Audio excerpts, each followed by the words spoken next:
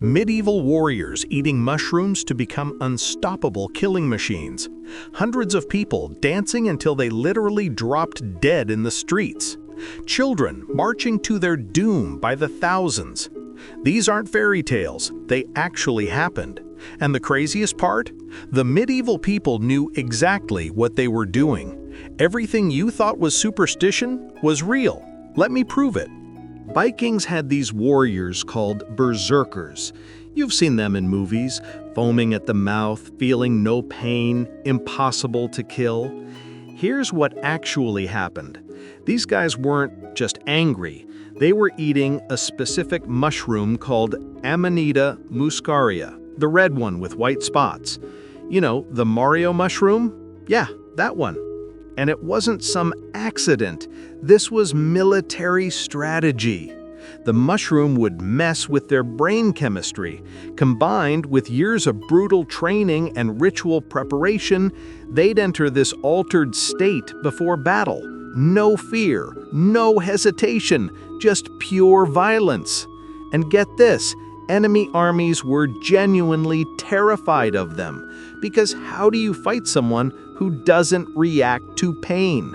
Someone who keeps coming at you no matter what you do. The Norse didn't see this as mythology. This was their special forces, their elite unit. And it worked. Now here's where things get weird. July 1518, Strasbourg, France. A woman named Frau Trophia starts dancing in the street. Won't stop, can't stop. Within a week, 34 others join her.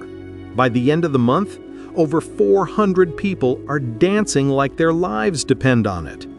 Except their lives are ending because of it. People danced for days straight. No food, no water, just dancing. Some collapsed from exhaustion, others had heart attacks, many died right there in the streets. See, back then, people stored grain in damp conditions, and when grain gets moldy, it produces something called ergot. This fungus contains compounds similar to LSD, so entire communities could get poisoned from their bread. But here's the twist. It wasn't just the ergot. Scientists now think it was ergot poisoning combined with mass panic and cultural beliefs about dancing curses. The medieval brain, poisoned and panicked, literally danced itself to death. The city's solution? Build a stage and let them dance it out. They hired musicians, thought it would help. It made things worse. Thousands of children just left home. No, seriously. Kids between 10 and 18 years old abandoned their families because a young shepherd boy claimed God told him to lead children to Jerusalem. He promised the sea would part for them, that God would protect them. It didn't. Most never made it past the Mediterranean. Ship captains saw an opportunity, easy money. They loaded these kids onto boats, sailed them to North Africa, and sold them as slaves. The ones who went overland? Starvation, disease, predators. And I don't mean animals. This wasn't a myth that got exaggerated over time. Medieval chronicles documented it as it happened. Parents watched their children walk away.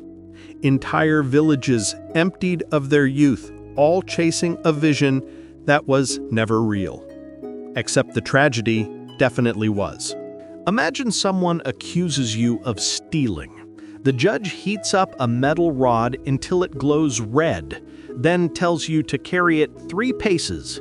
If your hand heals clean in 3 days, you're innocent. If it festers, you're guilty. Sounds insane, right? But here's the thing. It worked. Not because God was intervening, but because of psychology. Studies of historical trial records show these ordeals had about a 90% accuracy rate. Why?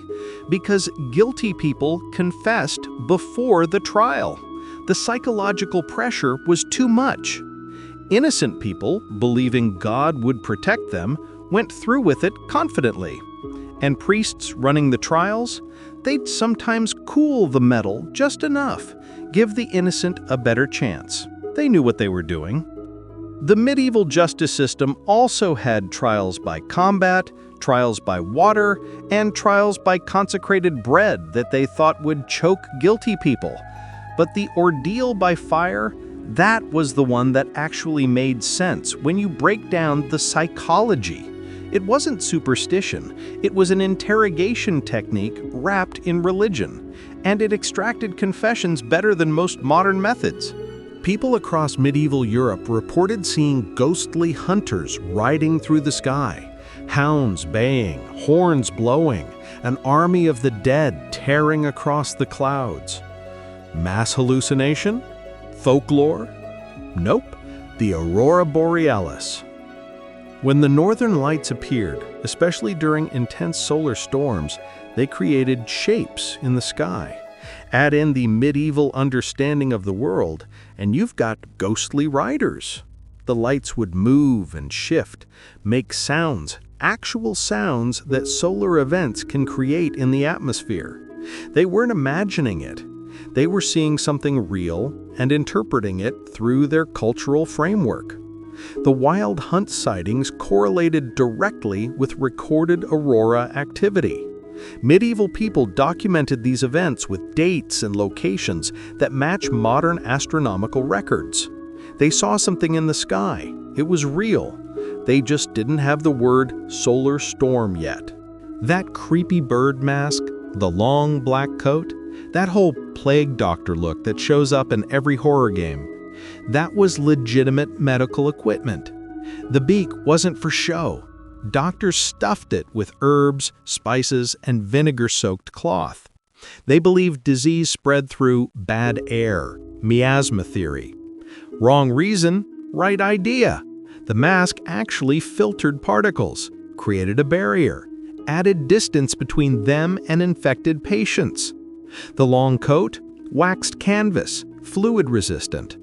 The gloves, the cane they used to examine patients without touching them, all early PPE. Medieval medicine gets mocked constantly, but these people performed surgery, set bones, and created treatment protocols that kept some patients alive against impossible odds. They weren't idiots, they were scientists without microscopes. Back to the plague doctors. Their survival rate was higher than other medical workers. Not because of magic herbs in the beak, but because the entire outfit created barriers that reduced transmission. They understood germ theory without knowing what germs were. Between 1764 and 1767, something killed over 60 people in southern France. Maybe 100. Witnesses described a creature larger than a wolf, with a massive head and reddish fur. The king sent soldiers, professional hunters. Nothing worked. This thing attacked humans specifically, preferred them over other prey, killed efficiently like it had training. Mass hysteria? Group delusion? They killed it. Twice, actually. The first one didn't stop the attacks. The second one did. Modern analysis of the descriptions and attack patterns suggests it might have been a hyena, or a lion-wolf hybrid, or a trained attack animal. But it was definitely real. The death count is documented in parish records. The attacks stopped after they killed a specific animal. Something was out there. Something big enough and smart enough to evade armed hunting parties for years. And it saw humans as prey. Some medieval saints' bodies didn't decay, stayed flexible, smelled sweet instead of rotting. The church called it miracles. Scientists call it accurate observation. Under specific conditions, cool temperature, low humidity, certain soil compositions, bodies can naturally mummify. The medieval Christians noticed this. They weren't lying about what they saw. Saint Bernadette's body, examined in the 1900s, showed natural preservation. No divine intervention needed. just the right environmental conditions. The medieval people witnessed actual preservation. They interpreted it through their religious framework. Both things can be true. Southern Italy, people believed if a tarantula bit you, you'd go into a frenzy. The only cure? Dance until the venom worked its way out. Sounds ridiculous until you learn that the dancing ritual actually worked. Not because of spider venom, tarantula bites aren't that dangerous, but because the dancing ritual was treating something else. Modern researchers think tarantism was actually an effective therapy for anxiety disorders and depression. The communal dancing, the music, the physical exhaustion, that's basically exposure therapy combined with cardiovascular exercise, both proven treatments for mental health conditions. Medieval Italians found a treatment that worked. They just explained it wrong. Alchemists trying to turn lead into gold. Classic medieval stupidity, right? Except alchemists invented distillation, created the foundations of chemistry, developed metallurgy techniques still used today, made genuine discoveries about how materials interact. They used mystical language to protect trade secrets, wrote in codes, but they were doing real science, real experiments, real documentation. They didn't turn lead into gold, but they figured out how to refine metals, create alloys, and isolate compounds.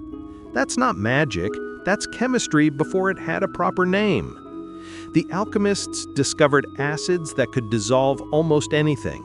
They created processes for purifying substances. They documented their experiments in ways that scientists still recognize as legitimate methodology. And here's the kicker. Some of their mystical symbols, those became the basis for modern chemistry notation. The language of science today evolved directly from their coded writings. They weren't frauds or fools. They were the first chemists. And without their work, modern science wouldn't exist. Everything they told you about the Middle Ages was backwards. These people weren't superstitious idiots. They were watching real phenomena and creating explanations that made sense with what they knew. The mushroom warriors worked. The dancing plague killed. The children marched. The trials extracted truth. The beast hunted. The bodies preserved. The treatments healed. The alchemists discovered. And here's what nobody talks about. If they were right about all of this, what else did they know that we dismissed as mythology? What other fairy tales are actually sitting in historical records waiting for someone to connect the dots? The medieval werewolf trials, the moving statues, the miraculous springs, the cursed objects that actually killed people. Which ones were real? Which ones are we still getting wrong? Maybe the real question isn't what they believed. Maybe it's what we're too modern to acknowledge.